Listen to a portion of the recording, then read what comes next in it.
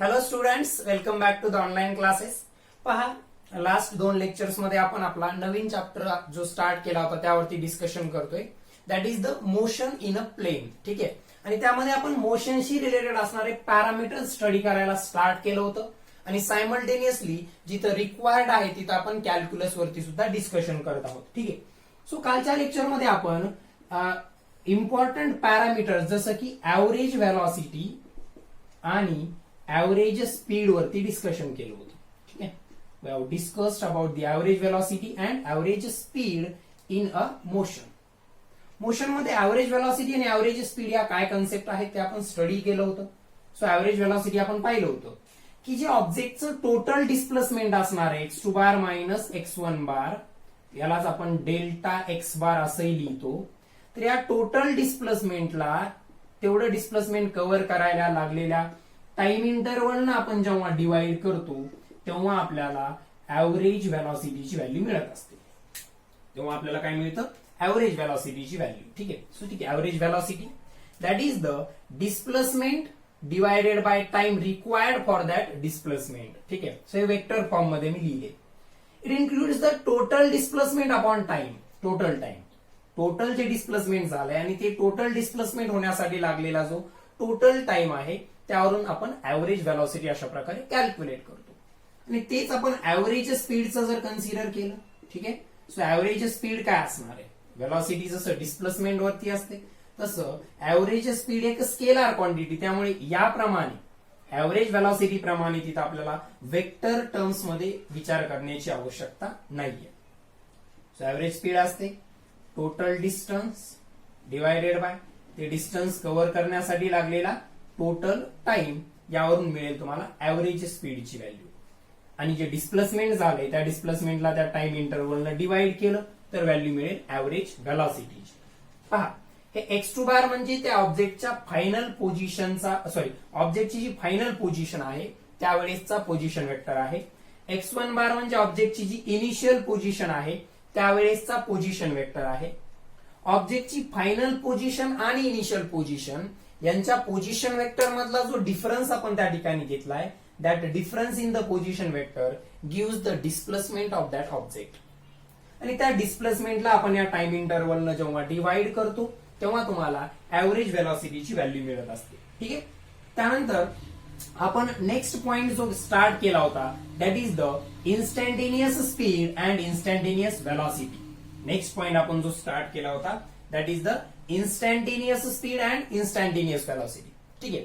त्याच्या कॅल्क्युलस मध्ये जाण्याच्या अगोदर, सॉरी, त्याच्याशी रिलेटेड असणारा कॅल्क्युलसचा पार्ट आपण काल डिस्कस करायला स्टार्ट केलं होतं. त्यामध्ये जाण्या अगोदर एकदम सिंपल एक्झाम्पल न तुम्हाला ऍव्हरेज आणि इन्स्टंटेनियस मधला फरक सांगतो. ठीक आहे. ऍव्हरेज आणि इन्स्टंटेनियस. आपल्या सिम्प्लिसिटीसाठी आपण असं कन्सिडर करूयात की ऑब्जेक्ट अशा स्ट्रेट लाईन पाथ वरती मूव्ह करतोय.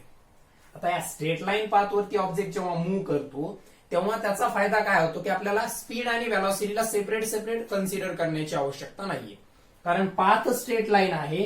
याचा अर्थ स्पीड आणि व्हेलॉसिटीच्या ज्या व्हॅल्यूज असतील त्या सेम असणार आहेत. आपण सध्या स्पीड असो किंवा व्हेलॉसिटी असो, स्पीड असो किंवा व्हेलॉसिटी असो, ऍव्हरेज आणि इन्स्टंटेनियस मधला फरक काय आहे, ऍव्हरेज आणि इन्स्टंटेनियस मधला फरक काय आहे हे कॅल्क्युलेट करतो. ठीक आहे. सो लेट सपोज हे ए टू बी हे जे डिस्टन्स आहे किंवा डिस्प्लेसमेंट, आपल्याला माहितीये पाथ स्ट्रेट लाईन असतो तेव्हा डिस्टन्स आणि डिस्प्लेसमेंट इक्वल असतं. मग ए टू बी चं हे जे डिस्प्लेसमेंट आहे, लेट्स सपोज, किंवा डिस्टन्स जे आहे, let's suppose it is 100 kilometre आणि हे कव्हर करायला टाइम लागलेला आहे समजा 2 आवर्स. किती टाइम लागलाय? 2 आवर्स. म्हणजे यावरून जर तुम्ही स्पीड कॅल्क्युलेट केली किंवा व्हेलॉसिटी कॅल्क्युलेट केली तर ती 100/2 म्हणजे 50 किलोमीटर पर आवर असं येईल ते. ठीक आहे. मी सांगितलं होतं ना तुम्हाला, टोटल डिस्टन्स वरून आपण इथं straight line path cover consider केला म्हणून स्पीड आणि व्हेलॉसिटीच्या व्हॅल्यू सेम येणार आहे. सो तुम्ही टोटल डिस्टन्स वरून जेव्हा युनिट टाइम मधलं डिस्टन्स कॅल्क्युलेट करता, तुम्ही स्पीड कॅल्क्युलेट केली म्हणजे काय केलंय तर तुम्हाला 2 तासामध्ये किती डिस्टन्स कव्हर केलं होतं हे गिव्हन होतं. त्यावरून तुम्ही 1 तासातलं म्हणजेच युनिट टाइम मध्ये कव्हर केलेलं डिस्टन्स फाइंड आउट केलंय, म्हणजे तुम्ही ऍव्हरेज स्पीड कॅल्क्युलेट केली. ठीक आहे ना. एखादा जर 100 किलोमीटर एवढं डिस्टन्स 2 तासामध्ये कंप्लीट करत असेल तर तुम्ही जनरली बोलताना सांगता की तो 50च्या स्पीडनं गेला असेल की 50 2 तासात 100 होऊन जातो. ठीक आहे. दुसरं एक्झाम्पल घ्या. समजा हे 200 किलोमीटर असतं आणि त्यासाठी समजा 5 आवर्स टाइम लागलेला असता, तर इथं काय चेंज होईल? फक्त एक्झाम्पल चेंज करतोय. सो 200 किलोमीटर्सला 5 आवर्स लागले, म्हणजे 200 डिवायडेड बाय 5, 5 4 जा 20, सो 40 किलोमीटर पर आवर. म्हणजे पहा, अगोदरच्या एक्झाम्पल मध्ये तुम्हाला 2 तासात कव्हर केलेलं डिस्टन्स दिलं होतं, इथं तुम्हाला 5 तासात कव्हर केलेलं डिस्टन्स दिलं होतं. तुम्ही स्पीड कॅल्क्युलेट करताय म्हणजे नेमकं काय करताय, तर युनिट टाइम मध्ये कव्हर केलेलं डिस्टन्स. पहिल्यांदा हे समजून घ्या की तुम्ही स्पीड कॅल्क्युलेट करत आहात म्हणजे ऑब्जेक्टनं युनिट टाइम मध्ये कव्हर केलेलं डिस्टन्स कॅल्क्युलेट करत आहात. युनिट म्हणजे 1. मग टाइम जर सेकंड्स मध्ये एक्सप्रेस केला असेल तर 1 सेकंदला आपण युनिट टाइम म्हणतो. टाइम मिनिट मध्ये एक्सप्रेस केलेला असेल तर 1 मिनिटला आपण युनिट टाइम म्हणतो. टाइम आवर्स मध्ये एक्सप्रेस केलेला असेल तर 1 आवरला आपण युनिट टाइम असं म्हणत असतो. ठीक आहे ना. सो युनिट टाइम मध्ये कव्हर केलेलं डिस्टन्स म्हणजे काय असतं, तर स्पीड असते, आणि युनिट टाइम मध्ये झालेलं डिस्प्लेसमेंट म्हणजे व्हेलॉसिटी असते. म्हणजे तुम्हाला टोटल कितीही वेळामध्ये कंप्लीट केलेलं डिस्टन्स किंवा डिस्प्लेसमेंट दिलेलं असेल त्यावरून तुम्ही युनिट टाइम मधलं डिस्टन्स किंवा डिस्प्लेसमेंट कॅल्क्युलेट करता, म्हणजेच ऍव्हरेज व्हेलॉसिटी किंवा ऍव्हरेज स्पीड कॅल्क्युलेट करता. ठीक आहे. सो आता या एक्झाम्पल मध्ये पहा, तो व्यक्ती हे डिस्टन्स जे आहे हे 200 किलोमीटर आहे. किती आहे डिस्टन्स? 200 किलोमीटर. आणि या 200 किलोमीटरला 5 तास लागले. यावरून आपण ऍव्हरेजली सांगितलं की स्पीड किती होती त्याची, 40 किलोमीटर पर आवर. पण ऍक्च्युअली याचा अर्थ असा झाला का की याची प्रत्येक पॉइंटला, मध्ये हे जे पॉइंट्स आहेत, समजा हे पॉइंट, समजा हे मध्ये पॉइंट आहे असे, ठीक आहे, या प्रत्येक पॉइंटला त्याची स्पीड 40 होती. हे काही नेसेसरी आहे का? असं काही नेसेसरी आहे का? नाहीये. आपण ऍव्हरेजली कॅल्क्युलेट केलं की त्यानं काही पॉइंटला त्याची स्पीड 100 ही असू शकते, काही पॉइंटला त्याची स्पीड जिथं ट्रॅफिक वगैरे असेल तिथं 10 पण असू शकते. पण ऍव्हरेजली काय झालं तर त्याला ही कम्प्लीट 200 किलोमीटर डिस्टन्स कव्हर करण्यासाठी 5 आवर्सचा टाइम लागला. यावरून आपण सांगितलं की त्याची average speed 40 kilometre per hour होती. म्हणजे ही त्याची प्रत्येक पॉइंटला, प्रत्येक इन्स्टंटला असलेली ऍक्च्युअल स्पीड आहे का? नाहीये. ही ऍक्च्युअल स्पीड नाहीये त्याची. फक्त आपण ती कशावरून, मध्ये तो कोणत्या स्पीडनं ऍक्च्युअली गेलाय याचा विचार न करता डायरेक्टली या टोटल डिस्टन्सला आपण टोटल टाइमनं डिवाइड केलं. त्यावरून आपण सांगितलं की तो प्रत्येक तासाला 40 किलोमीटर गेला असेल. असं काही नेसेसरी नाही. आता समजा पहा, त्यानं इथून स्टार्ट केलंय, म्हणजे इथं तर त्याची स्पीड किती होती, इथं त्याची स्पीड किती होती, 0 जेव्हा तो स्टार्ट करत होता नेमकं. मग वाढवत गेला. मग या पॉइंटला त्याची स्पीड 40 होती, त्यानं आणखी वाढवली, 70 केली. ठीक आहे. हे खूप जवळचे पॉइंट आहेत, मी तुम्हाला समजण्यासाठी थोडं दूर काढलं. ठीक आहे ना. आपण जेव्हा गाडीचा ऍक्सेलरेटर वाढवतच जातो तर तुम्ही जर त्या काटाकडे पाहिलं, कोणत्या स्पीडोमीटरच्या अॅरोकडे जर, पॉइंटरकडे जर पाहिलं, तर ती जसं आपण ऍक्सेलरेटर वाढवतोय तसं ती 40, 50, 60, 70 अशी होत चालली आहे. बरोबर आहे. तर पहा, 40ची काहीतरी विदिन सम सेकंद 50 होते, नंतर 60 होते, 70 होते. ठीक आहे. आणि आपण ब्रेक अप्लाय केलं तर लगेच विदिन सर्टन काही सेकंदामध्ये ती लगेच खाली फॉल व्हायला लागते. म्हणजे ती ऍक्च्युअली त्या प्रत्येक पॉइंटला जी वेगळी स्पीड असणार आहे, म्हणजे एवढ्या छोट्याशा डिस्टन्स मध्ये सुद्धा ती स्पीड चेंज होणार आहे आपण ऍक्सेलरेटर प्रेस केल्यावरती किंवा ब्रेक अप्लाय केल्यावरती. तर ऍक्च्युअली या वेगवेगळ्या इन्स्टंटला त्याची जी स्पीड असणार आहे ती इन्स्टंटेनियस स्पीड असणार आहे. म्हणजे जसंही त्याने ऍक्सेलरेटर प्रेस केलं की ती 50ची लगेच इन्स्टंटली 60 झाली. म्हणजे अगोदर ती 50 होती, विदिन एका सेकंदापेक्षा कमी वेळेमध्ये ती 60 झाली आहे समजा, किंवा एका सेकंदामध्ये ती 60 झालेली आहे. ठीक आहे ना. तर अशा प्रकारे त्याची या वेगवेगळ्या पॉइंटला स्पीड वेगवेगळी होती, इन्स्टंटली ती चेंज होत होती. समजा त्यानं जर असं कन्सिडर करूयात की तो कॉन्स्टंट स्पीडनं जात नाहीये, तो मध्ये स्पीड वाढवतोय, कमी करतोय, ब्रेक अप्लाय करतोय, तर या वेगवेगळ्या इन्स्टंटला त्याची स्पीड वेगवेगळी होती. मग या वेगवेगळ्या पॉइंटची त्याची जी स्पीड असणार आहे ऍक्च्युअल वाली, या वेगवेगळ्या पॉइंटला त्याची जी ऍक्च्युअल वाली स्पीड असणार आहे त्या स्पीडला आपण इन्स्टंटेनियस स्पीड म्हणतो. त्या स्पीडला आपण इन्स्टंटेनियस स्पीड म्हणतो. आता राहिला प्रश्न ऍव्हरेज स्पीडचा. कशाचा? ऍव्हरेज स्पीडचा. सो ऍव्हरेज स्पीड काय असतो, तर इथं आपण तो ऍक्च्युअली कोणत्या स्पीडनं त्यानं ट्रॅव्हलिंग केलीये याचा विचार न करता त्याचा इनिशियल पॉइंट आणि फायनल पॉइंट या दरम्यान त्यानं किती डिस्टन्स कव्हर केलं त्याला टाइमनं डिवाइड केलं तर जी मिळते ती असते ऍव्हरेज. आणि पर्टिक्युलर इन्स्टंट ऑफ टाइमला वेगवेगळ्या पॉइंटला त्याची जी स्पीड असणार आहे ऍक्च्युअली ती त्याची असणार आहे इन्स्टंटेनियस. ठीक आहे ना, म्हणजे समजा पहा त्याच ट्रॅव्हलिंग मध्ये समजा इथून इथपर्यंत त्यानं कंटिन्युअसली ऍक्सेलरेटर प्रेसच करत राहिला तर ती स्पीड समजा 10ची 100 झाली तर त्यासाठी काहीतरी सेकंदाचाच टाइम लागलाय. म्हणजे वेगवेगळ्या पॉइंटला त्याची 10, 20, 30, 40, 50, 60, 70, 80, 90, 100 अशी स्पीड कंटिन्युअसली बदलत गेलीये. तर ही त्याची त्या इन्स्टंटला असलेली जी ऍक्च्युअल स्पीड असणार आहे ती इन्स्टंटेनियस स्पीड असणार आहे.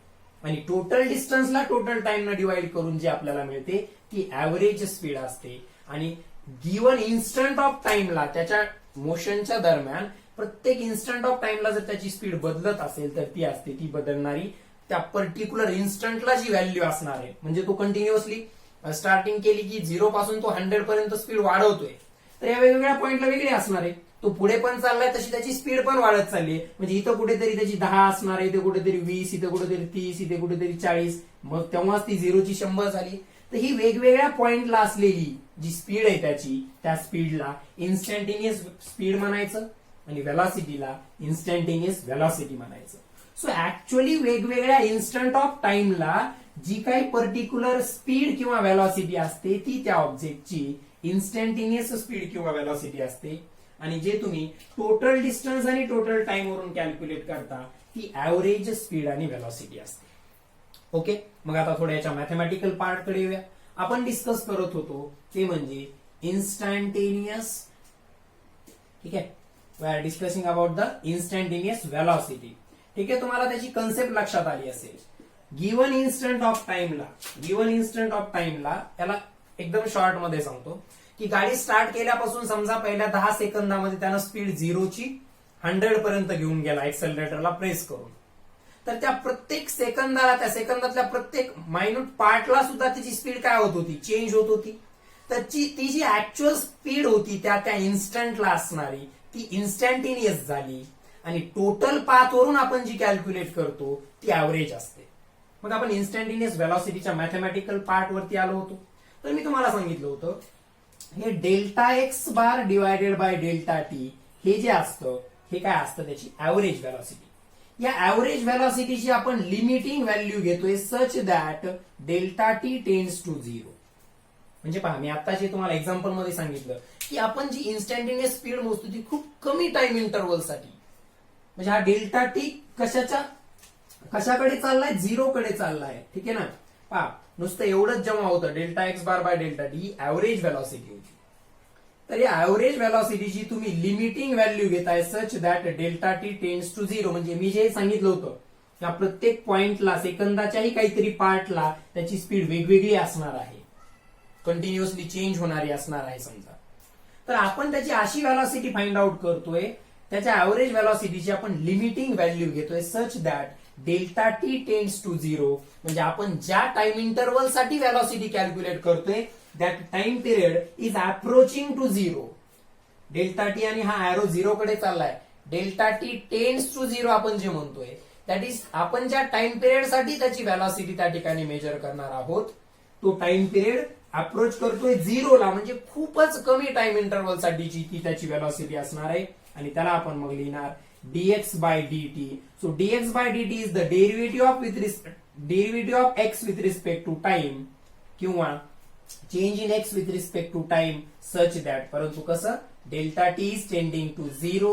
म्हणजेच ज्या टाइम इंटरव्हल साठी आपण व्हेलॉसिटी कॅल्क्युलेट करतोय that time period is approaching to the 0. म्हणजे खूप कमी टाइम इंटरव्हल साठी. ऍव्हरेज मध्ये काय होतं, टोटल डिस्प्लेसमेंट झालं, त्या टोटल डिस्प्लेसमेंटला जो टाइम लागला त्या टाइमनं तुम्ही त्या टोटल डिस्प्लेसमेंटला डिवाइड केलं.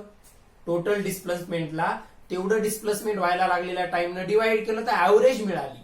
परंतु त्या ऍव्हरेजची लिमिटिंग व्हॅल्यू घेतली आपण such that delta T tends to 0. म्हणजे किती वेळासाठी, time period is approaching to 0. म्हणजे खूप खूप कमी टाइम इंटरव्हल साठी, इनफायनाइट सिमल स्मॉल टाइम म्हणतात त्याला. ठीक आहे, इतका कमी टाइम तो असणार आहे.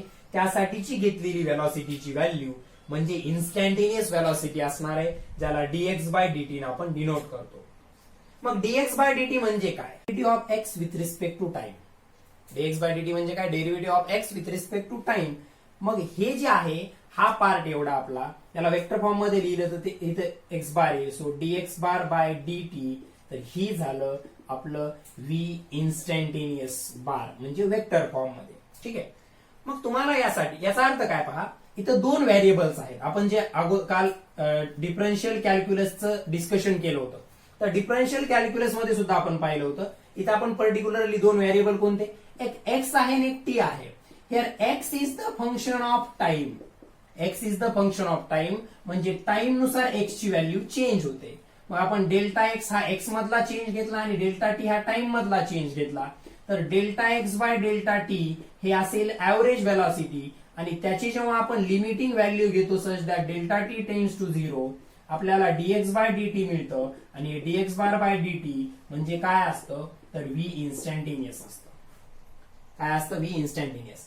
म्हणजे इथं x जे आहे म्हणजे डिस्प्लेसमेंट जे आहे it is a function of a time, म्हणजे टाइम मध्ये होणाऱ्या चेंज नुसार. ठीक आहे ना, ऑब्जेक्टची मोशन होते म्हणजे विथ रिस्पेक्ट टू टाइम त्याची पोझिशन चेंज होते. हे आपण फर्स्ट लेक्चर मध्ये पाहिलं होतं. ऑब्जेक्टची मोशन होते म्हणजे विथ रिस्पेक्ट टू टाइम त्याची पोझिशन चेंज होते, म्हणजे टाइम मध्ये होणाऱ्या चेंज सोबत त्याची पोझिशन चेंज होते म्हणजे त्याचं डिस्प्लेसमेंट होते. So here x is a dependent variable आणि तो एक्स कोणावरती डिपेंडेंट? टाइम वरती. मग त्याचा तुम्ही dx बाय dt घेताय म्हणजे x चा डेरिव्हेटिव्ह घेताय तुम्ही with respect to time. x चा डेरिव्हेटिव्ह घेताय विथ रिस्पेक्ट टू टाइम आणि तो x चा derivative with respect to time तुम्हाला काय मिळवून देईल? इन्स्टंटेनियस व्हेलॉसिटीची व्हॅल्यू. मग तुम्हाला इन्स्टंटेनियस व्हेलॉसिटी काढायची असेल तर तुम्हाला डिस्प्लेसमेंटचा derivative with respect to time घ्यावा लागतो. तर यासाठी तुम्हाला डेरिव्हेटिव्हचे काही रूल्स माहित असणं आवश्यक आहे. यासाठी काय माहित असणं आवश्यक आहे? डेरिव्हेटिव्हचे तुम्हाला रूल्स माहित असणं आवश्यक आहे. मग ते डेरिव्हेटिव्हचे काही फॉर्म्युले डायरेक्टली आपण इथं स्टडी करूया. पहा, समजा मला असं कॅल्क्युलेट करायचंय d D T of T to the power n. टीचा पॉवर एनचा जर मला डेरिव्हेटिव्ह घ्यायचा असेल, टीचा पॉवर एनचा जर मला डेरिव्हेटिव्ह घ्यायचा असेल तर तो कसा घेतात पहा.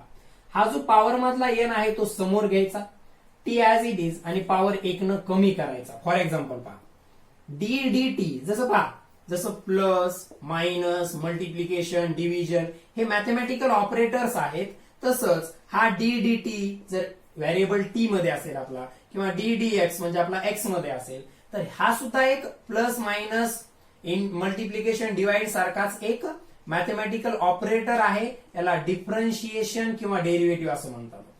कॅल्क्युलस आहे. ठीक आहे, डिफरन्शिएशन. ओके, सो हा डी डी टी म्हणजे डेरिव्हेटिव्ह आपण घेतोय with respect to time. Derivative आपण घेतोय विथ रिस्पेक्ट टू टाइम.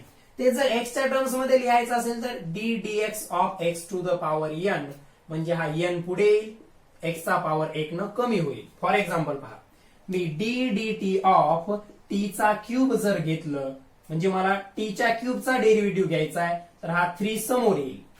3 समोर येईल, एन आपण समोर घेतला आणि पॉवर 1 न कमी एन मायनस 1 म्हणजे 3 मायनस 1 किती येईल? 2. सो टी क्यूबचा काय आला? 3t². सो हा फर्स्ट फॉर्म्युला आपल्यासाठी इम्पॉर्टंट आहे, तो पहिल्यांदा लिहून घ्या. Derivative of T to the power N हा N multiplied by T to the power N minus 1 म्हणजे पॉवर 1 न कमी करावा लागेल. ठीक आहे, हा सगळ्यात जास्त वेळेस यूज करावा लागणारा फॉर्म्युला आहे आपल्यासाठी. ठीक आहे, त्यानंतर second D D T of sine T आपण व्हेरिएबल टीच्या फॉर्म मध्ये घेतलाय, बुक मध्ये तो एक्सच्या वगैरे फॉर्म मध्ये घेतलेला असू शकतो. सो डी डी टी म्हणजे सिम्बॉल आपण टी यूज केलाय. D D T of sine T, sine T चा डेरिव्हेटिव्ह असतो कॉस टी. साइन टी चा डेरिव्हेटिव्ह काय असेल? Cos T. तिसरा formula D D T of cos T हा असतो मायनस साइन टी, म्हणजे टीच्या जागी थिटा असेल तर इथे थिटा येईल अशा प्रकारे. तर हे 3 सगळ्यात जास्त इम्पॉर्टंट आहेत. हे 3 सगळ्यात जास्त इम्पॉर्टंट आहेत आणि त्यामध्येही सगळ्यात मोस्ट इम्पॉर्टंट कोणता असेल तर हा आहे. ठीक आहे, तर तुमच्या बुकमध्ये कॅल्क्युलसचा जो पार्ट दिलाय सेकंड चॅप्टर मध्ये मॅथमॅटिकल मेथड्सचा, त्यामध्ये तुम्हाला डिफरन्शिएशनचे असे बरेच फॉर्म्युले दिलेले आहेत.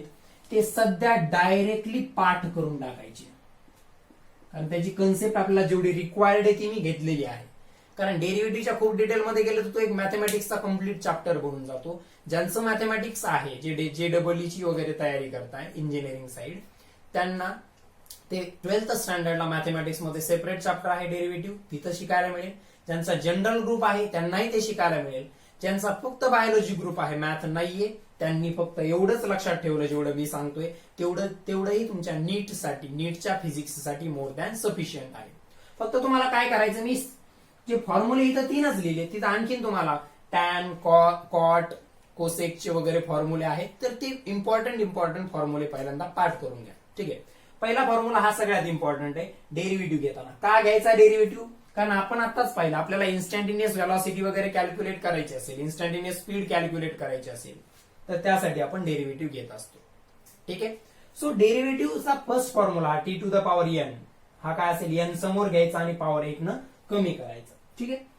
मग आता याच्यामध्ये आणखी एक इम्पॉर्टंट रूल आहे, तो पहिल्यांदा सांगतो मी तुम्हाला, पहा लक्षात घ्या. समजा माझ्याकडे अशा प्रकारचे पहा dt of x into Y, म्हणजे या एक टर्म आहे ज्यात दोन व्हेरिएबल आहेत एक्स आणि वाय, आणि त्यांचं मल्टिप्लिकेशन आहे, आणि त्यांचा मला विथ रिस्पेक्ट टू टाइम जर डेरिव्हेटिव्ह घ्यायचा असेल तर काय करायचं ते पहा पहिल्यांदा. तेव्हा पहिल्यांदा काय करायचं, हा जो एक्स आहे हा जशाच तसा ठेवायचा, आणि वायचा डेरिव्हेटिव्ह घ्यायचा म्हणजे dy/dt, वायचा derivative with respect to time, X जशाच तसा ठेवायचा, वायचा डेरिव्हेटिव्ह घ्यायचा with respect to time dy/dt, plus दुसरा प्लस मध्ये वाय जशाच तसा ठेवायचा, आता एक्सचा डेरिव्हेटिव्ह घ्यायचा म्हणजे dx/dt. हा एक फॉर्म्युला इम्पॉर्टंट आहे जेव्हा अशा प्रकारे तुमच्याकडे काहीतरी मल्टिप्लिकेशन मध्ये असेल. म्हणजे तुम्हाला एक्स इंटू वाय म्हणजेच एक्स वायचा derivative with respect to time घ्यायचा होता, त्यासाठी एक्स कॉन्स्टंट ठेवायचा, वायचा डेरिव्हेटिव्ह घ्यायचा dy/dt, प्लस वाय कॉन्स्टंट ठेवायचा, एक्सचा डेरिव्हेटिव्ह घ्यायचा with respect to time dx/dt. ठीक आहे. कोणत्याही व्हेरिएबलचा विथ त्याच्यासोबतच डेरिव्हेटिव्ह घेतला तर dx/dt म्हणजे एक्सचा विथ रिस्पेक्ट टू एक्सच घेतला तर त्याचा आन्सर किती येत असतं 1. हे एक त्या ठिकाणी लक्षात ठेवा. आणि जे काही फॉर्म्युले आणखीन तुम्हाला त्या बुकमध्ये कॅल्क्युलसच्या पार्टमध्ये दिले, डायरेक्टली पाठ करून टाकायचे. जसं की एक्स वायचा डेरिव्हेटिव्ह म्हटलं की हा फॉर्म्युला लक्षात आला पाहिजे. समजतंय? आणि अगोदर लिहून दिलेले फॉर्म्युले, तसंच बुकमध्ये आणखीन काही बरेच फॉर्म्युले त्याचे दिलेले आहेत, ते तुम्हाला व्यवस्थित करायचे आहेत. ठीक आहे. तर मग हे इन्स्टंटेनियस व्हेलॉसिटी कॅल्क्युलेट करायला ऍक्च्युली आपण कशा प्रकारे या डिफरन्शियल कॅल्क्युलसचा यूज करतो त्याचं एक एक्झाम्पल घेऊयात, म्हणजे तुम्हाला ते क्लिअरली लक्षात येईल काय असतं. समजा तुम्हाला एका ऑब्जेक्टचा डिस्प्लेसमेंट दिलंय, डिस्प्लेसमेंटचं इक्वेशन दिलंय in terms of time, time सोबत ते चेंज होणार आहे, ते दिलंय समजा t³ प्लस किंवा असं t³ plus 2t² plus 3t plus 9. ठीक आहे. हे समजा तुम्हाला डिस्प्लेसमेंटचं इक्वेशन दिलंय इन टर्म्स ऑफ टाइम, आणि तुम्हाला विचारलंय फाइंड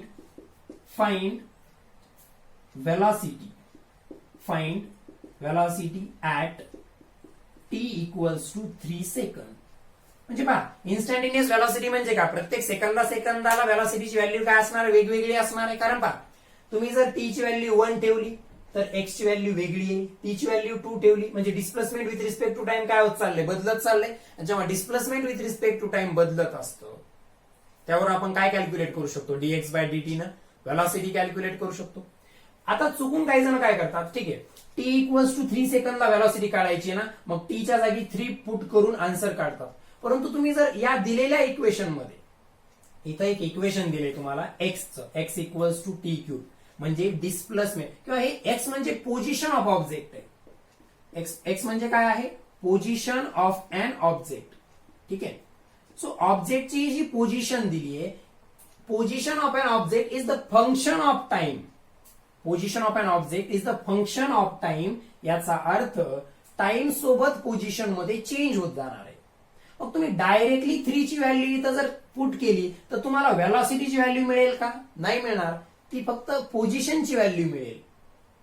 कारण हे इक्वेशन कशाचं आहे, एक्सचं. तुम्हाला कॅल्क्युलेट व्हेलॉसिटी करायची आहे म्हणजे पहिल्यांदा व्हेलॉसिटीचं इक्वेशन मिळवावं लागेल. पहा, टीच्या जागी तर तुम्हाला 3 सेकंद पुट करायचंच आहे, पण गिवन इक्वेशन मध्ये पुट केलं तर हे इक्वेशन कशाचं आहे, पोझिशन ऑफ एन ऑब्जेक्टचं. मग x = t³ plus 2t² plus 3t plus 9 हे तर ऑब्जेक्टची पोझिशन झाली. इथे ऑब्जेक्टची काय झाली पोझिशन. मग तुम्ही जर 3 सेकंद इथंच ठेवलं तर ऑब्जेक्टची 3 सेकंदानंतरची पोझिशन काय असेल ते तुम्हाला मिळेल. तुम्हाला कॅल्क्युलेट काय करायचे, व्हेलॉसिटी कॅल्क्युलेट करायची. ओके, मग पहिल्यांदा व्हेलॉसिटी फाइंड आउट करून घ्या. सो इन्स्टंटेनियस व्हेलॉसिटीसाठी आपण या एक्सचा विथ रिस्पेक्ट टू टाइम काय घेणार, डेरिव्हेटिव्ह. म्हणजे तुम्हाला जेव्हा dx बाय dt मिळेल तर हे असेल व्हेलॉसिटी. जे तुम्ही एक्सचं काय घेतलं with respect to time derivative घेतलाय, मग लेफ्ट साइडचा घेतलाय तर राईट साइडचा सुद्धा घ्यावा लागेल. मग पहा d dt, पहा एक्सचा derivative with respect to time घेतलाय तर राईट साइडचा सुद्धा derivative with respect to time घ्यावा लागेल. त्यामुळे तुम्हाला त्या पर्टिक्युलर टाइम इन्स्टंटला 3 सेकंद या टाइमला असणारी व्हेलॉसिटी मिळेल. ठीक आहे. सो काय येईल, T cube plus 2t square plus 3t plus 9 याचा आपल्याला डेरिव्हेटिव्ह घ्यायचा आहे. याचा आपल्याला काय घ्यायचा आहे, डेरिव्हेटिव्ह घ्यायचा आहे. ठीक आहे. सो कसा घेतो पहा, प्लस प्लस आहे सगळ्यांच्या मध्ये, म्हणजे सगळ्यांचा सेपरेटली घ्यायचा. टी क्यूबचा, 2t स्क्वेअरचा, 3tचा, 9चा. सो पहिल्यांदा टी क्यूबचा घेऊया. सो मी काय सांगितलं होता रूल, 3 समोर घ्यायचा, पॉवर 1 न कमी करायचा म्हणजे 3t स्क्वेअर आला. फर्स्ट फॉर्म्युला आपला प्लस हा 2 तर ऍज इट इज आहे जो दिलेला आहे तो, परत हा सुद्धा 2 पुढे येईल म्हणजे 2 इंटू 2 झालं. आणि टी चा पॉवर काय येईल, 2 आहे, 1 न कमी करा, 1 आला. 1 पॉवर लिहायची आवश्यकता नसते, लक्षात घ्या. हे 2 ऍज इट इज घेतलं. आता मग टी स्क्वेअरचा डेरिव्हेटिव्ह घेण्यासाठी आपण काय रूल वापरणार, हा पॉवर पुढे लिहायचा आणि 1 न पॉवर कमी करणार. मग टी चा स्क्वेअर 1 न पॉवर केला तर टी चा पॉवर 1 शिल्लक राहील, 1 घ्यायची आवश्यकता नसते. प्लस टी थोडा असं काढतो म्हणजे प्लस सोबत कन्फ्युज नाही होणार. 3t, 3 ऍज इट इज, त्याचा पॉवर किती आहे 1, तो समोर घेतला, 3 सोबत मल्टिप्लाय झाला तरी 3च राहिलं. आणि आता पॉवर 1 न कमी करायचा, हे पहा असं होतं. हे 3t आहे ना, याचा डेरिव्हेटिव्ह पहा, 3 ऍज इट इज, टी चा पॉवर 1 आहे, तो समोर घेतला. आता टी चा पॉवर 1 मायनस 1 जो होता त्यातून 1 कमी करायचा. सो 3 इंटू 1 3 इंटू टी चा पॉवर 1 मायनस 1 0, म्हणजे कशाचाही पॉवर 0 म्हणजे 1 असतो, म्हणजे आन्सर काय येणार याचं फायनली 3. म्हणजे इथं शिल्लक राहिलं 3. आणि 9 सोबत टी ची टर्म प्रेझेंटच नाहीये, तो एक कॉन्स्टंट आहे आणि कॉन्स्टंटचा डेरिव्हेटिव्ह 0 असतो. हे एक लक्षात ठेवा. कॉन्स्टंट समजा असे डी डी टी ऑफ के, के एक कॉन्स्टंट आहे म्हणजे के टी सोबत चेंज होणार नसेल तर त्याचा डेरिव्हेटिव्ह 0 येतो. के एक कॉन्स्टंट आहे जो टी सोबत चेंज होणार नाही, मग त्याचा डेरिव्हेटिव्ह काय येणार आहे 0 येणार आहे. ठीक आहे. पहा 9 तर 9च राहणार आहे ना, 9 मध्ये काय चेंज होणार आहे का, नाही. चेंज कशात होणार आहे, टी मध्ये, टाइम मध्ये. ओके. सो अशा प्रकारे आला. टी क्यूबचा काय आला 3t स्क्वेअर, पॉवर पुढे घ्यायचा आणि वरचा पॉवर 1 न कमी करायचा, अशा प्रकारे. सो हे आलं. व्ही व्हेलॉसिटीची व्हॅल्यू आता मिळाली, सॉरी व्हेलॉसिटीचं इक्वेशन आता मिळालंय आपल्याला. 3t स्क्वेअर प्लस 2 2 जा 4t प्लस हे 3, हे झालं व्हेलॉसिटीचं इक्वेशन. हे कशाचं होतं, पोझिशनचं. जर तुम्ही t इक्वल्स टू 3 सेकंद इथं ठेवलं असतं तर तुम्हाला 3 सेकंदानंतरची त्या ऑब्जेक्टची पोझिशन मिळाली असती. आता त्या आपण काय केलं, पोझिशन वेक्टरचा ऑब्जेक्टच्या पोझिशनचा with respect to time derivative घेतला तर आपल्याला काय मिळत असतं, व्हेलॉसिटी मिळत असतं. काय मिळत असतं, व्हेलॉसिटी. आणि मग व्हेलॉसिटी आपण कॅल्क्युलेट केली डेरिव्हेटिव्ह घेऊन, त्याचं हे इक्वेशन आलं. आता याच्यामध्ये 3 सेकंद ठेवा, काय व्हॅल्यू बा 3 इंटू 3 चा square plus 4 into 3 plus 3. So 3 into 3 square is 9, 9 3 जा 27 प्लस 4 3 जा 12 प्लस 3, यांची ऍडिशन करा. 7 प्लस 2 9 प्लस 3 12, इथं 2 येईल, कॅरी इज 1. 2 plus 1 3 plus 1 4, 42. किती आलंय 42, एवढी आली ती. आपल्याला युनिट काहीच दिलेलं नाही म्हणून आपण इथं युनिट्स लिहूया. ठीक आहे. 42 युनिट्स ही व्हेलॉसिटी झाली. हीच जर तुम्ही एका सेकंदासाठी पहिल्या सेकंदासाठी कॅल्क्युलेट केली असती, 3 सेकंदानंतर केवढी 42 युनिट्स. ही जर 1 सेकंद साठी कॅल्क्युलेट केली तर काय येईल, 3 इंटू 1 चा स्क्वेअर 1 प्लस 4 इंटू 1 प्लस 3, म्हणजे 3 इंटू 1 3 प्लस 4 इंटू 1 4 4 आणि 3, 4 प्लस 3 7 प्लस 3 10 युनिट्स. म्हणजे पहा पहिल्या सेकंदाला 10 होती, तिसऱ्याला 42 आली, दुसऱ्याला वेगळीच काहीतरी असेल. म्हणजे ही इन्स्टंटली काय होत चाललीये, बदलत चाललीये. म्हणजे काय आहे, इन्स्टंटेनियस व्हेलॉसिटी. तर अशा प्रकारे आपण डिफरन्शियल कॅल्क्युलसचा म्हणजे डेरिव्हेटिव्हचा यूज करून इन्स्टंटेनियस व्हेलॉसिटी कॅल्क्युलेट करू शकतो. ठीक आहे. So I suppose now you understood the concept of instantaneous velocity. आणि मग इन्स्टंटेनियस स्पीड साठी काही वेगळं करण्याची आवश्यकता नाहीये, सेम आहे, फक्त स्पीड ही एक स्केलार क्वांटिटी आहे. ओके, सो समजा तुमच्याकडे तुम्हाला इन्स्टंटेनियस स्पीड जर डिफाइन करायची असेल तर त्याला असं डिफाइन करणार, limiting value of average speed. Average स्पीडची ही लिमिटिंग व्हॅल्यू असणार आहे. जसं आपण आताच पाहिलं की delta x bar by delta T ही ऍव्हरेज व्हेलॉसिटी असते, त्याची लिमिटिंग व्हॅल्यू घेतली such that time period tending to zero, म्हणजे खूप कमी टाइम इंटरव्हल साठी, तर हे आपल्याला डीएक्स बाय डीटी मिळतं, म्हणजेच ही इन्स्टंटेनियस व्हेलॉसिटी मिळते. म्हणजे पहा, ऍव्हरेज व्हेलॉसिटीची लिमिटिंग व्हॅल्यू घेतली तर इन्स्टंटेनियस व्हेलॉसिटी मिळते. तसंच ऍव्हरेज स्पीडची लिमिटिंग व्हॅल्यू घेतली such that, limiting value of average speed such that time period tending to zero, approaching to zero, म्हणजे खूप कमी टाइम इंटरव्हल साठी. So we get the value of instantaneous speed. पहा, जशी concept आपण velocity मध्ये use केली तशाच प्रकारची कन्सेप्ट आपण स्पीड मध्ये यूज करतोय. So the limiting value of average speed such that delta t tending to zero is called as instantaneous speed. Okay, so मग तेच कॅल्क्युलेशन्स परत इथं सुद्धा काय असणार आहे, distance as a function of time. Distance as a function of time, time नुसार distance change होतं, त्यावरून तुम्ही इन्स्टंटेनियस स्पीडची व्हॅल्यू कॅल्क्युलेट करू शकता. तिथंही आपला डिफरन्शियल कॅल्क्युलस यूज करायचा आहे. सगळ्यात इम्पॉर्टंट पार्ट तुम्हाला एक होमवर्क म्हणून लक्षात ठेवा, कॅल्क्युलसची कन्सेप्ट मी समजून सांगितली, त्याचे फॉर्म्युले तुम्हाला बुकमध्ये दिले, ते कम्प्लीट पार्ट करून ठेवायचे, ज्याचा यूज आपल्याला अशा प्रकारच्या फिजिक्सच्या कन्सेप्ट मध्ये करावा लागतो. ठीक आहे, सो व्हेलॉसिटी जर कळाली असेल, स्पीड आणि ऍव्हरेज आणि इन्स्टंटेनियस, तर स्पीड इझी आहे, फक्त ते डिस्प्लेसमेंट वरती डिपेंड असतं, हे डिस्टन्स वरती असतं. व्हेलॉसिटी वेक्टर क्वांटिटी आहे, स्पीड ही एक स्केलार क्वांटिटी आहे. ओके, सो आपल्याकडे 4 प्रकारच्या गोष्टी फॅक्टर्स झाले आता व्हेलॉसिटी स्पीडशी रिलेटेड. एक म्हणजे ऍव्हरेज स्पीड, ऍव्हरेज व्हेलॉसिटी, हे तर सिंपल होतं, ऍव्हरेज स्पीड, ऍव्हरेज व्हेलॉसिटी. त्यानंतर इन्स्टंटेनियस स्पीड आणि इन्स्टंटेनियस व्हेलॉसिटी. ओके, आता लक्षात घ्या. आता पहा, आपण स्पीड आणि व्हेलॉसिटी बद्दल थोडं बोलूयात.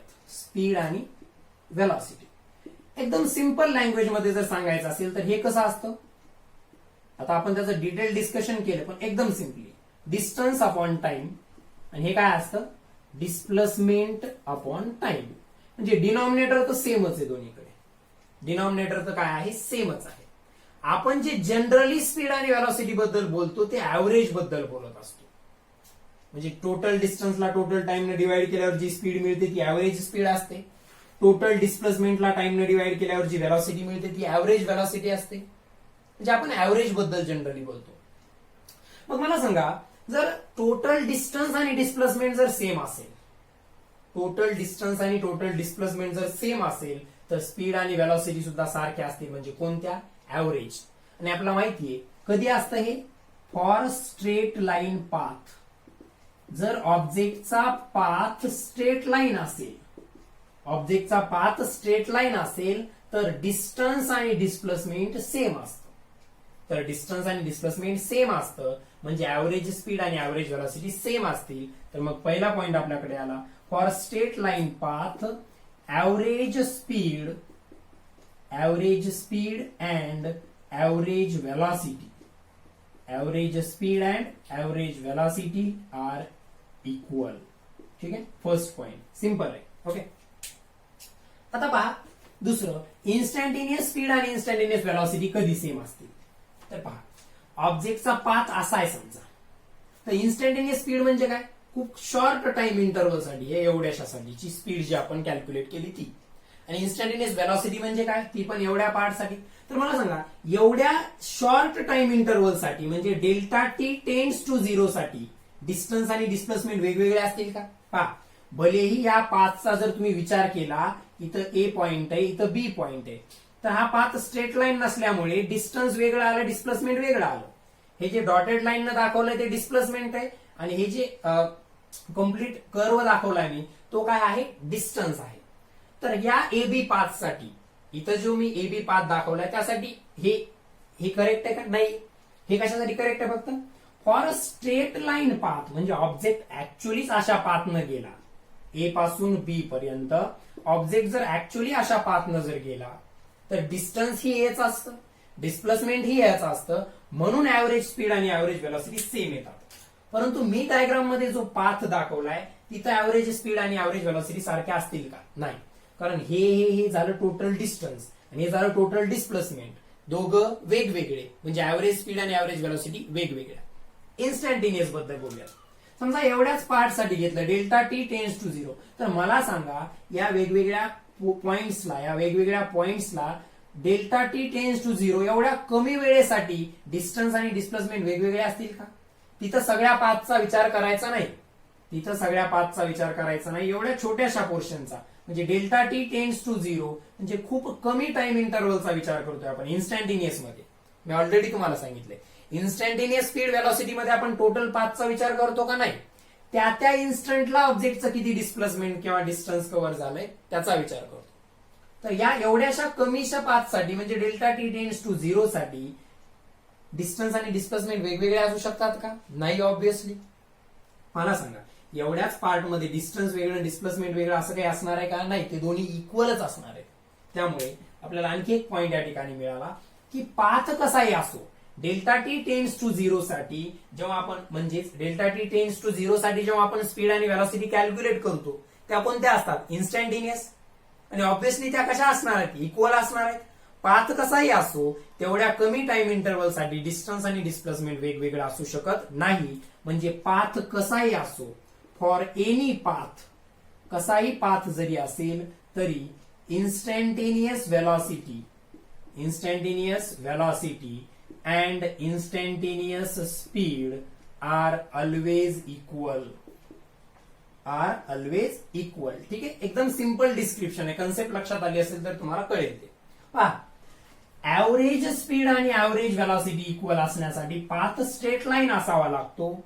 मात्र इन्स्टंटेनियस व्हेलॉसिटी आणि इन्स्टंटेनियस स्पीड कशाही पाथसाठी इक्वलच असतात, मग तो स्ट्रेट असो किंवा नसो. Okay, so this is the second point. हे झालं इन्स्टंटेनियस व्हेलॉसिटी इन्स्टंटेनियस स्पीड साठी, हे झालं ऍव्हरेज स्पीड ऍव्हरेज व्हेलॉसिटी साठी. आता हे झालं हे दोन पॉइंट. आता आपल्याला कंपॅरिझन पाहायचं आहे. जर तुम्हाला ऍव्हरेज स्पीड आणि ऍव्हरेज स्पीड आणि इन्स्टंटेनियस स्पीड म्हणजे दोन्ही कंपॅरिझन स्पीडच आहे. अगोदरच्या दोन पॉइंट मध्ये आपण काय केलं, पहिल्यामध्ये ऍव्हरेज स्पीड ऍव्हरेज व्हेलॉसिटीचं कंपॅरिझन घेतलं, दुसऱ्यामध्ये इन्स्टंटेनियस स्पीड इन्स्टंटेनियस व्हेलॉसिटीचं कंपॅरिझन घेतलं. या थर्ड पॉइंट मध्ये आपण ऍव्हरेज स्पीड आणि इन्स्टंटेनियस स्पीड बद्दल बोलतोय. तर मला सांगा एखादा व्यक्ती या पाथनं अशा प्रकारे ए पासून बी पर्यंत गेला, तसं स्पीड साठी पाथ कसाही असो काही फरक पडत नाही. सो ए पासून बी पर्यंत जाताना पण ऍक्च्युअली 40च्याच स्पीडनं तो गेला, म्हणजे कुठंच त्यानं ऍक्सेलरेटर वाढवलं नाही, स्पीड कमी केली नाही, बरोबर एक्झॅक्टली 40च्या स्पीडनं गेला. आता जर तुम्ही त्याची ऍव्हरेज स्पीड काढली तर ती 40च येईल. या पॉइंटला या वेगवेगळ्या पॉइंटची त्याची इन्स्टंटेनियस स्पीड सुद्धा कशी 40च, कारण त्यानं स्पीड मध्ये कोणताही बदल केला नाही. म्हणजे याचा अर्थ काय झाला, जेव्हा एखादा ऑब्जेक्ट कॉन्स्टंट स्पीडनं मूव्ह होत असतो, if object moves with constant speed, म्हणजे सेम स्पीड न गेला तर वेगवेगळ्या पॉइंटला त्याची असणारी स्पीड म्हणजे ज्याला आपण इन्स्टंटेनियस स्पीड म्हणतो ती आणि त्याच्या टोटल पाथ साठी आपण कॅल्क्युलेट केलेली त्याची ऍव्हरेज स्पीड दोन्ही कशा येतात, इक्वल येतात. कधी, जर तो कॉन्स्टंट स्पीड न मूव्ह करत असेल. So if object moves with constant speed then its average speed is equals to its instantaneous speed. Object जर इक्वल स्पीडनं, कॉन्स्टंट म्हणजे इक्वल सेम कॉन्स्टंट म्हणजे सेम. सर ऑब्जेक्ट जर सेम स्पीडनं चाललाय म्हणजे तो स्पीड वाढवतही नाहीये, स्पीड कमीही करत नाही, अशा कंडिशन मध्ये ऍव्हरेज स्पीड आणि इन्स्टंटेनियस स्पीड सेम असते. ठीक आहे, तर हा एक पॉइंट नोट डाऊन करून घ्या. आपण पाहतोय कंपॅरिझन, आपण ज्या स्पीड आणि व्हेलॉसिटी स्टडी केल्या. आता येऊया फोर्थ पॉइंट कडे, that is the average velocity. Average velocity आणि इन्स्टंटेनियस व्हेलॉसिटी कडे. सो ऍव्हरेज व्हेलॉसिटी आणि इन्स्टंटेनियस व्हेलॉसिटी कधी सेम असतील ते पाहूयात. तर यामध्ये पहा, सगळ्यात महत्वाचं व्हेलॉसिटी म्हणजे डायरेक्शन असते, म्हणजे पाथ स्ट्रेट लाईन असला पाहिजे, हे दोन इक्वल असण्यासाठी. ऍव्हरेज व्हेलॉसिटी आणि average speed equal, sorry average velocity आणि इन्स्टंटेनियस व्हेलॉसिटी इक्वल असण्यासाठीची पहिली कंडिशन पाथ स्ट्रेट लाईन. बरं, पाथ स्ट्रेट लाईन आहे आणि ऑब्जेक्ट वेगवेगळ्या स्पीडनं जर गेला तर तेव्हा आपल्याला माहितीये इन्स्टंटेनियस आणि ऍव्हरेज इक्वल येत नाही. म्हणजे पाथ सुद्धा स्ट्रेट लाईन पाहिजे. पहिली condition, path straight line and speed constant. Path straight line पहा, ऍव्हरेज स्पीड आणि ऍव्हरेज स्पीड आणि इन्स्टंटेनियस स्पीड, याच्या अगोदरचा पॉइंट, थर्ड पॉइंट पहा. ऍव्हरेज स्पीड आणि इन्स्टंटेनियस स्पीड कधी इक्वल असतात? जेव्हा स्पीड कॉन्स्टंट असते. मात्र व्हेलॉसिटी ऍव्हरेज आणि व्हेलॉसिटी इन्स्टंटेनियस या इक्वल असण्यासाठी स्पीड तर कॉन्स्टंट असावीच लागते, सोबत पाथ सुद्धा स्ट्रेट लाईन असावा लागतो. पाथ सुद्धा स्ट्रेट लाईन असावा लागतो. तेव्हाच काय होतं, तर ऍव्हरेज व्हेलॉसिटी आणि इन्स्टंटेनियस व्हेलॉसिटी इक्वल असतील आणि या कंडिशन मध्ये चारही गोष्टी इक्वल असतील. पहा, पाथ स्ट्रेट असताना average velocity, instantaneous velocity, average speed आणि इन्स्टंटेनियस व्हेलॉसिटी, इन्स्टंटेनियस स्पीड, चारही ज्या आपण स्टडी केल्या. Average velocity, instantaneous velocity, average speed आणि इन्स्टंटेनियस स्पीड या चारही गोष्टी इक्वल असतील. कधी? जेव्हा पाथ स्ट्रेट लाईन पण असेल आणि स्पीड कॉन्स्टंट पण असेल. हा झाला फोर्थ पॉइंट. तर याला व्यवस्थित नोट डाऊन करून घ्यायचंय तुम्हाला. ठीक आहे, तर पहा, आपण या चार प्रकारच्या पॅरामीटर्सचा स्टडी केला. ओके, स्पीड, व्हेलॉसिटी, ऍव्हरेज आणि इन्स्टंटेनियस, त्यात परत. तर पहा, याचं कन्क्लुजन काय, आता जे आपण पॉइंट स्टडी केले, तर इन्स्टंटेनियस स्पीड आणि इन्स्टंटेनियस व्हेलॉसिटी ऑलवेज इक्वल असतात, तिथं कोणतीही कंडिशन नाहीये.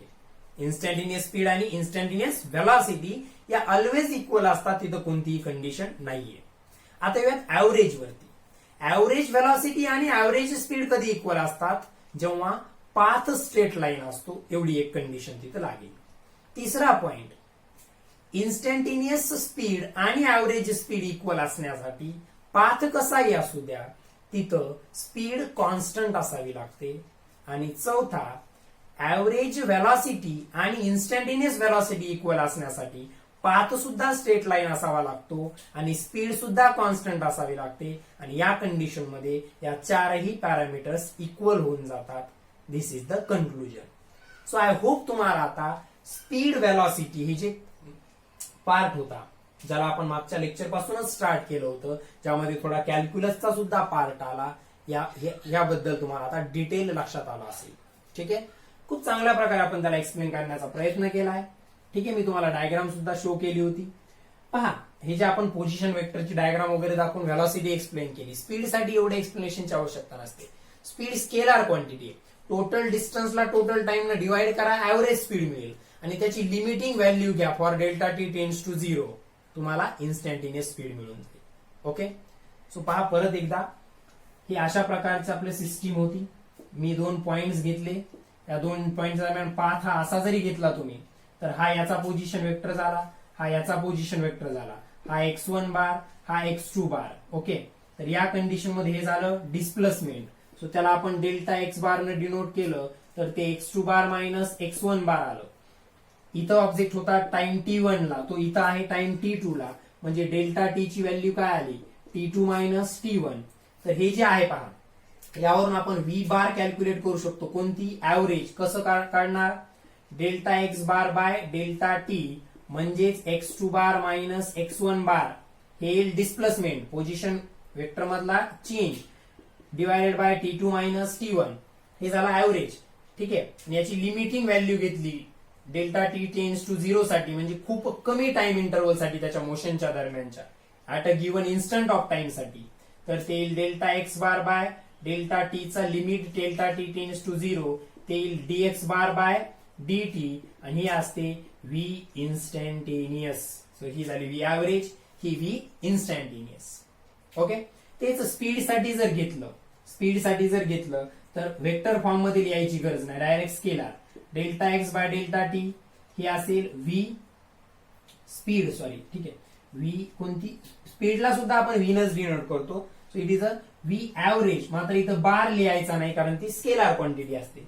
आणि याची लिमिटिंग व्हॅल्यू घेतली such that delta T tends to 0 delta x by delta t, इथे dx बाय dt, इथं x हे डिस्टन्स आहे, इथं तो पोझिशन वेक्टर आहे. सो ही येईल v इन्स्टंटेनियस, इथे बार लिहायचा नाही कारण ही स्पीड साठीच आहे. हा जो बॉक्स मी इथं लिहिलाय हा स्पीड साठीचा आहे आणि हे इकडे जे लिहिलंय मी हे व्हेलॉसिटीच आहे. सो आय सपोज आता मी ते खूप डिटेलमध्ये एक्सप्लेन केलंय, त्याच्या मागे असलेलं मॅथेमॅटिक्स पण आपण एक्सप्लेन केलेलं आहे, आणि त्याच्या ऍक्च्युअल कन्सेप्ट पण मी तुम्हाला रिअल लाईफ एक्झाम्पल्सच्या मदतीनं ठीक आहे एक्सप्लेन करण्याचा प्रयत्न केलेला आहे. So I hope you understood that.